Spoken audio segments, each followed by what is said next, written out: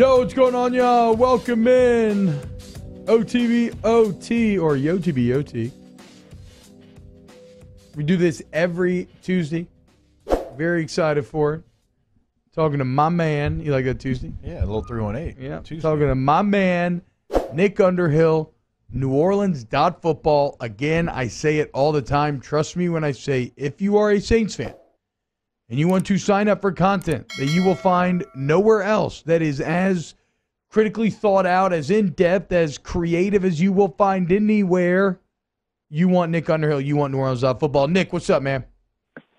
Hey, before we get started, can you explain to me why you think Mitch Trubisky would be a better quarterback than Russell Wilson? Yes, Thank you, exactly. Thank you. Perfect. I was I was first going to say that you may have creative takes, Nick, but you've never found yourself into the Mitch Trubisky wormhole that I found myself last night. Not a better quarterback than Russell Wilson. I don't think Russell Wilson's leaving Seattle for anything. Right? I don't know if that's I don't believe that's happening. But do you know what Mitch's record as a starter was? Don't give me any quarterback win-loss crap. Don't give me any win-loss stuff that matters in that position more than anything. What was Mitch's record as a starter last year, Nick? I'm not sure, but I know when he came back, they did put a decent system around him, and he showed that they could win games with him, strong play action, strong defense. But look, 6-3, 29-21 for his career. He's completed 64% of his passes in his career, 64 touchdowns, 34 picks.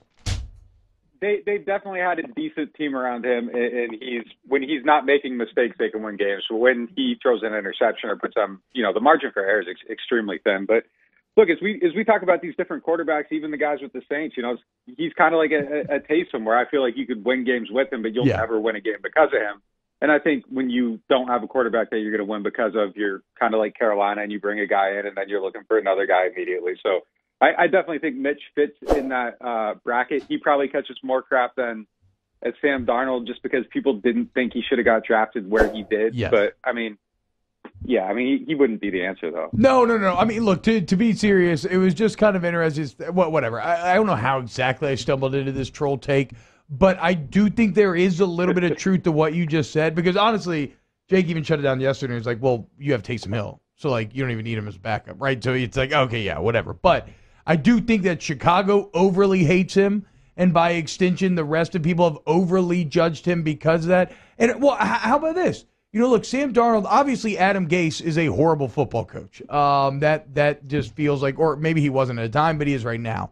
And so I give Sam Darnold some benefit of the doubt that, maybe we don't know the full picture on him. I'd be interested to see what he could do elsewhere. How do you feel about Matt Nagy in that regard? I think once they figured things out, they figured out how to maximize his talent a little bit, but it probably took a little too long to get there. You get a guy like with Sean Payton or Andy Reid or anybody else, Frank Reich, you're going to probably look better than you would other places. And yeah, so if Trubisky was with Sean, I imagine he would be a little bit better than he was. Same thing for Sam Darnold. It's true for, a lot of these guys, but, at the end in the playoffs, like that stuff gets stripped away, and it's just you, and you got to make these throws. And I just wouldn't have any confidence in any of these guys. And I do fear that might be the case with what ends up at quarterback here with the Saints. It's going to be really hard to get a guy that you can win a game because of, and I just don't think you can hide, for 3 playoff games in a row. It just doesn't happen. So that's going to be the for a while, unless they get lucky right out of the gate with if they can bring back Jameis. I hear he's asking for maybe a little more money than expected, but it is early, and it is hard to sign a player, early in free agency, especially when nobody really has any leverage. Jameis is looking at the Saints like, hey, you don't have anybody, you need me. And the Saints are looking at Jameis like, hey, you didn't have anybody, you need us. And, at some point, there has to be a come together, and somebody's going to gain a little bit of leverage. It might be when Jameis goes out and sees what his market's like, and then that kind of starts things a little bit. But it's going to be hard. If they don't get him, the Russ trade, as fun as it is to talk about, it seems highly unlikely that Seattle would actually part ways with him. So we'll see how that goes. It's going to be a Trubisky type probably, or Jameis, or, maybe someone in the draft, but it is going to be tough to find that player you can win games because of. It is a weird spot right now that the Saints are in because Russell Wilson, all that starts last week. The mayor comes out. She's trying to get Russell Wilson to the Saints. Obviously, the Jameis Winston aspect of it because, like you said, we don't really know what his demands are going to be. You have Taysom on your roster. Drew Brees puts out this video where he's working out, and it's like, okay, is he getting ready for another season? Wait a minute. We were told that he's not coming back. He takes a pay cut, all these type of things, right? So there's so many different things that are coming out that it's hard to even say what the best plan for the Saints is or what the main plan is even going to be for them. Yeah, I think they got to, kind of be reactive and be able to do whatever, comes up and move with it. As far as Drew, I talked to somebody pretty close to him that's been around him recently, and they said that, they don't expect his plans to change, but he is agonizing with the decision a little bit, which makes some sense. He's been a football player for the better part of 30 years, and to come out in the public and say, hey, it's like, I don't identify as this anymore.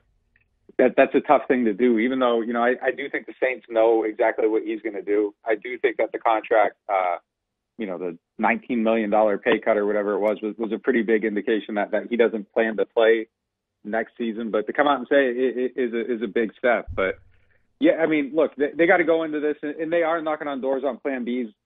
I hear some stuff about players they've called on that are with other teams and things like that. And I think that's kind of just standard operating procedure, but they aren't sitting back and, it's not all Jameis or nothing or all anything or nothing. They're kind of lining up plan B, C, D, and, they'll move to those if they have to. And sometimes they'll move to those instead. We've seen that, if Jameis comes in and his contract negotiations difficult and there's not a lot of movement, we've seen the Saints just leave a guy right there. Sometimes as they're posturing. Last year they were posturing with Von Bell. He was trying to get out, a little more money. Didn't think they had any other options. Malcolm Jenkins gets cut. They go to him. They did it to Mark Ingram with Latavius Murray. We've seen them make those moves very quickly. So they're never all the way in on one player, especially, in a spot where a guy isn't guaranteed to do anything. And I don't think, as much as we talk about Jameis and the stuff he's been able to do, I don't think anybody looks at him as a sure thing. It's a bridge. And I don't think they should pay too much for a guy that, they don't know for sure what he's going to be. In another year, you might be like Carolina with Teddy and looking for somebody else immediately. So, they're going to stay fluid, and, as things come up, they'll react to them. But, yeah, I mean, they're laying out their contingencies right now, and I think Jameis is the way they would like to go, the realistic options, assuming Russ or Deshaun Watson aren't out there. Right. I think Jameis is kind of at the top of that list of maybes, but, they got to figure out how to figure the money out. All right, Nick, so obviously we all expect Drew to retire, and it's one video, but stay with me here. If he said, you know what, at the end of the day, I don't like how I went out, I'm going to come back, but the Saints have already kind of moved on in their mind, and they've got other plans, there's no way we could see Drew, finish with someone else for, a year. That would be crazy, right? I see Drew in the NBC booth doing Notre Dame games. That's the only thing I kind of see for him. He has his TV hair. We saw the video. Is he going to put a helmet over that hair that he just got done? I mean, he got new hair? Yes, dude. Look at it. Look at how full and beautiful it is. I was wondering about that, dude. Money buys follicles. I mean, look at it. You tell Moscona that. But oh man, I don't see him doing the Brady thing though and going somewhere else and playing. But it is weird. If you are Drew and you see the mayor putting out a video and then everybody's clamoring for us and recruiting them, and it's just kind of geez, people move on so quickly. But look, Brees is so routine driven. That people joke that if you wanted to, well, I don't want to put this out there, but if you wanted to find Drew at the right time at the right place, he's in the same places every single day. He'd be the easiest guy in the world to sit on if you needed to sit on him. Because he's going to do the same stuff in his routine. He's going to work out in the offseason. I think last week you guys asked me, I said 99.8%, he was retiring. I would say 99.6 just because it's another week and his things linger. But, I don't think there's really actually any movement there. I expect him to retire soon. That announcement's going to come. I don't see him going anywhere else. It seems shocking. And if he wanted to play, I don't know. I mean, would the Saints welcome him back? If he's healthy and he can play, I don't know. I mean, it'd be an interesting thing to see. I know we surprised him last year and they brought him back, and, there was kind of some rumblings at that time about Brady, coming out of the combine, and then Brees decided to come back and they went with him. So I don't think that decision would be different, but it would be extremely interesting if he, said he wanted to play, just to kind of see what would happen, how they would work out the contract, all that stuff. Mitch Trubisky. Stop. No, we've already moved on from that, T-Bob. 33rd highest rated quarterback in NFL history. Jameis Well, that's your guy, Winston's man. Start your 35th. franchise. Jameis Winston's 35th. Cam Newton's behind him. McNabb, Flacco, Eli, McNair, Elway. I mean, boys, the list goes on and on. If y'all can't, I can lead a horse to water. I can't make y'all drink. No, look, I mean, yeah, well, like Nick's hitting the nail on the head here. It's almost a bridge no matter what at this point, and so the answer lies somewhere in the future where we can't quite see it right now. Nick, outside of the quarterback conversation with the New Orleans Saints, what do you think is the most interesting or kind of maybe pressing, what's the most interesting element of the Saints offseason right now outside of the QB drama? I think there's probably a few of them. Safety's a one that I'm going to be real interested to see how they play. I think Marcus Williams is important to bring back, but there is a deep safety market, and if you want to play that shrewdly, you can start looking down the list a little bit, and there's John Johnson there, Xavier Wood. There's some other guys. There's Plan B. So if they let him go out and test the market and maybe try to see what's out there, see if there's a way to undercut it and get somebody a little not quite as good for a little less money, it might be there, or it might drive down his price a little bit in that safety market after Justin Simmons might not be as robust as people are expecting it to be for some of these players, just because there are so many options. So I think that's going to be something to watch that's going to be interesting. And then tight ends up there, we discussed this last week. I think just if they're willing to go with Adam Troutman and trust the progression throughout the season without bringing in another player, that's going to be kind of a huge thing too. So there's that. And then, I think outside linebacker is really a key spot on this team and something they need to address. Quan Alexander illustrated, really the value of that position alongside DeMario Davis. And, the impact on Zach Vaughn. I'd like to see him actually rush the passer in some of these situations if they let Trey go. He did that really well in college. Picking up the stuff off the ball at linebacker, I don't think went as quickly and as smoothly as they liked. But, this is another big one too, and it's not really personnel related, but a huge story of the offseason is just how did last offseason affect the rookies coming in, and does having a normal offseason, being in the building, knowing your coaches, even if it's over Zoom, having some familiarity with them, I think makes those virtual meetings maybe a little more effective and comfortable, and you get in a setting where maybe it's a little bit easier to ask questions and things like that. Do they pick it up, and now is there growth for Cesar Ruiz, Bond, and Troutman, and can they do a little bit more next season? So, all those things, and this is the right place to say this. I think they need to find a fullback too. I think that's a huge thing for the team, the way they operate. Oh my gosh, what? Nick, you just became my favorite. I mean, you're already growing legs with me, but now you're 6'8". Had to do it. That's great.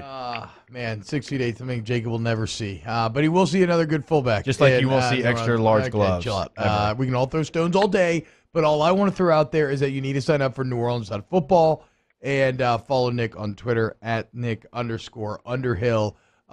Fantastic work, constantly well worth it. Nick, thanks so much, man.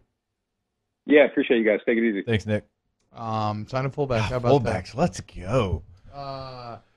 Mel Kiper says that. Got me sitting up a little bit in my chair. Go hit the weight room, see if I can get back out there.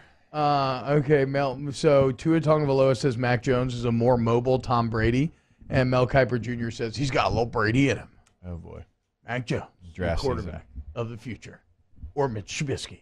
That's why I like to have Matt Miller as our draft expert, or Jameis Winston, or Sam Darnold, because you won't get takes like that. Or who in the hell knows? Ask the Bench next here on OTBOT. Get your questions in the Body Report YouTube chat.